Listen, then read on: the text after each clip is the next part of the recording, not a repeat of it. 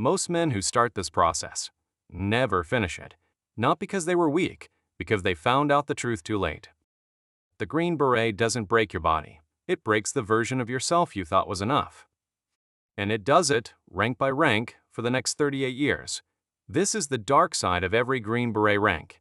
The part they don't put in the brochure. The part that costs you everything and gives you something no one can name.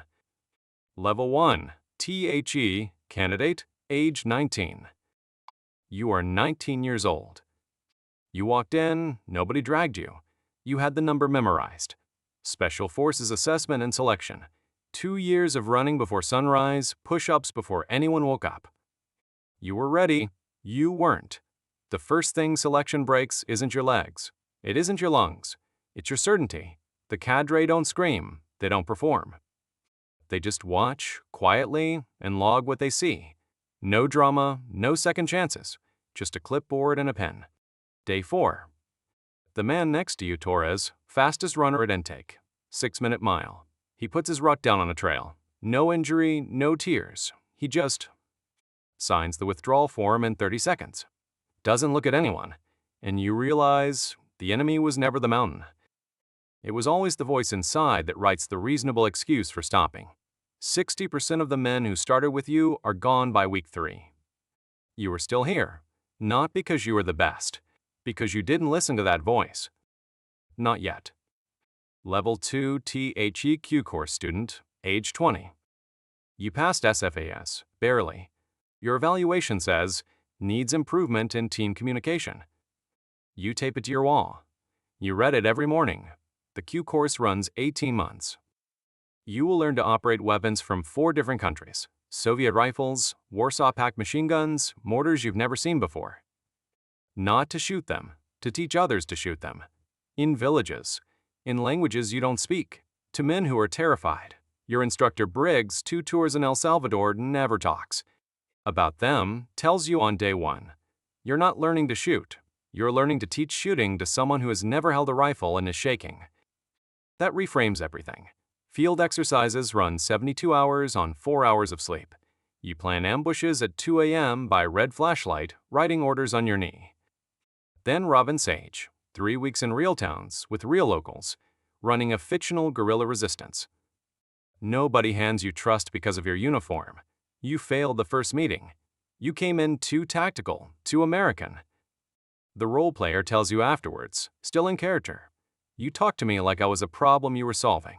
You go back the next day with nothing but a question and a willingness to listen. It goes differently. On graduation day, the colonel pins the tab on your shoulder. No speech, just a handshake and 2 words. Now work. Level 3, JUNIOR Weapon Sergeant, age 22. You are now on an ODA, 12 men.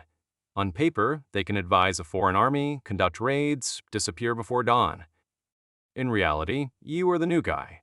Master Sergeant Callahan, 41 years old, 2 combat badges, 1 Purple Heart he never mentions. His first unofficial briefing to you is 3 sentences. You are here to learn for at least a year before you have opinions. Understood? Good. Now clean everything in that weapons cage. 17 weapon systems. 4 hours, Honduras, 1,989. Your mission? Teach rifle marksmanship to 60 Honduran soldiers in 2 weeks. 53 of them have never zeroed a rifle. You don't speak Spanish. Your interpreter is a 19YEAROLD named Marco, who speaks 3 languages. You build the entire curriculum on the hood of a Land Cruiser with hand-drawn diagrams. By day 11, 48 of those soldiers can hit a man-sized target at 200 meters. Consistently. Callahan watches from the tree line one afternoon. Says nothing. At dinner, he gives you the last piece of chicken without being asked. That is all the approval you are going to get. It is enough. A Green Beret's greatest weapon was never firepower. It was always trust. The moment a foreign soldier believes you respect him, you can teach him anything. Level 4 SEN-IOR Weapon Sergeant, age 28. You have been to Honduras, Colombia, the Philippines. 2 deployments. 1 classified operation that exists on no document you are allowed to keep at home.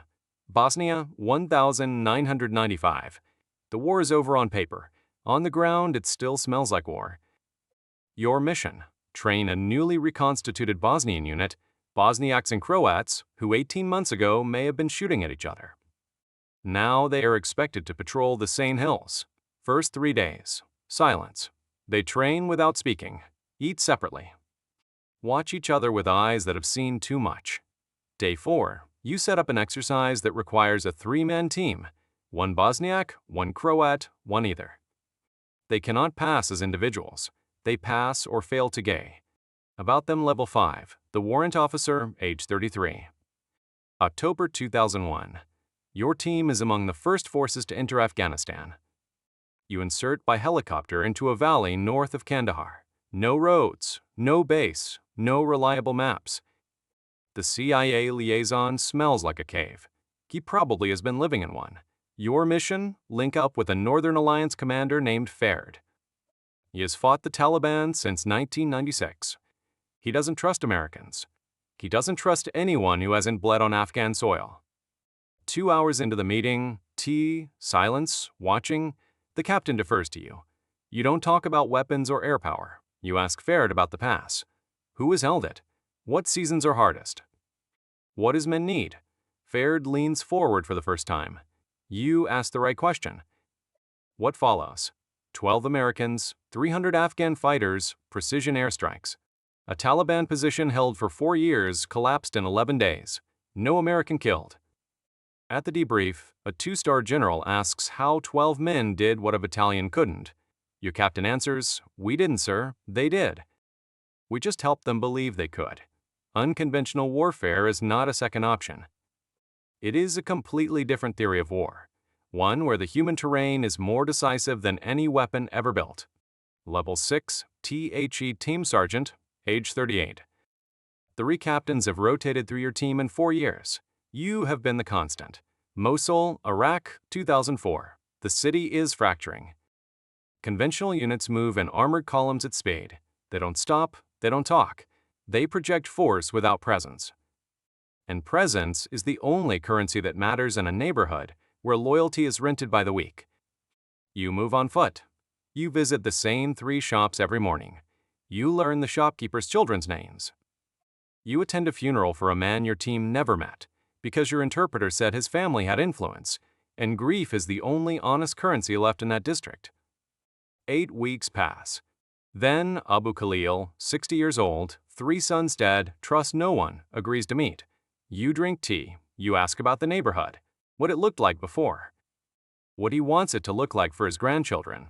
He talks for 90 minutes. At the end, he gives you one name. The man moving money into the network from across the Syrian border. That name disrupts the funding. 3 attacks don't happen. You never know about 2 of them. A junior sergeant asks, "How did you know he'd talk?" You say, "I didn't. I just made sure I was someone worth talking to."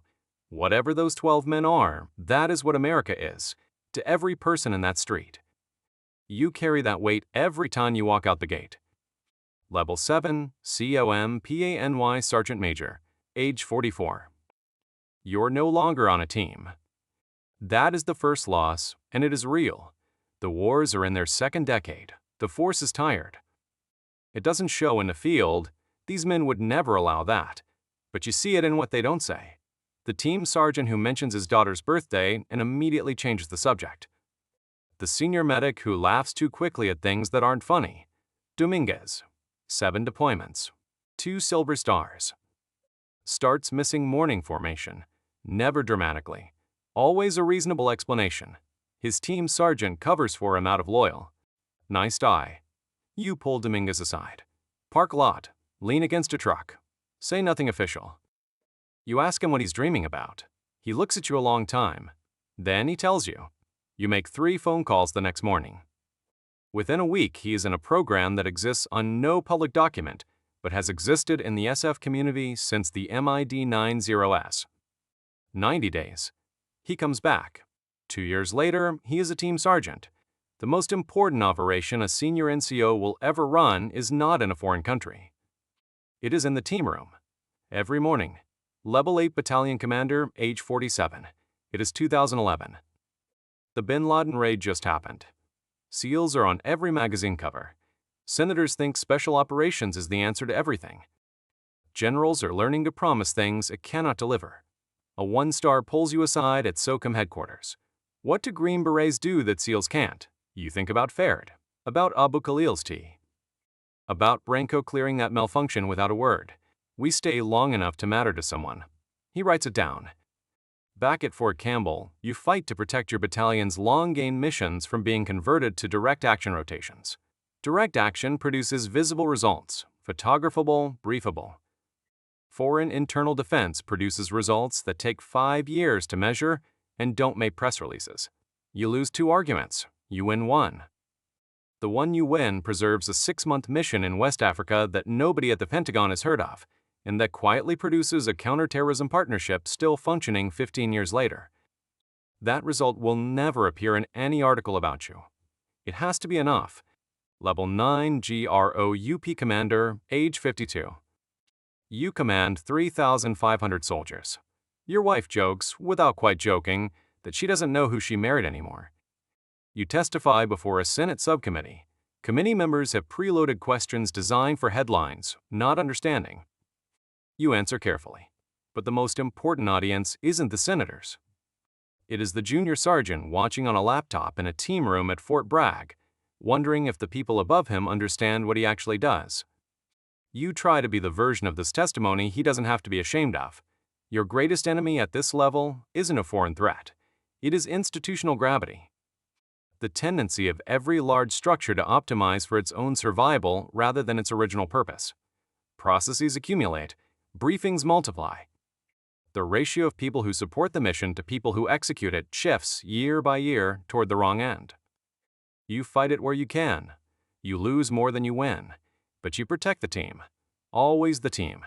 Because everything else, headquarters, clearances, command, exists for one reason. 12 men. A foreign country. A table. Someone who doesn't yet trust them. Trying to make something work. That's it. That's all of it. Level 10, THE, man who walks away, age 57. The retirement ceremony is at Fort Bragg, same pine trees, different men in the seats. There is a young sergeant in the 3rd row, fresh from the Q course.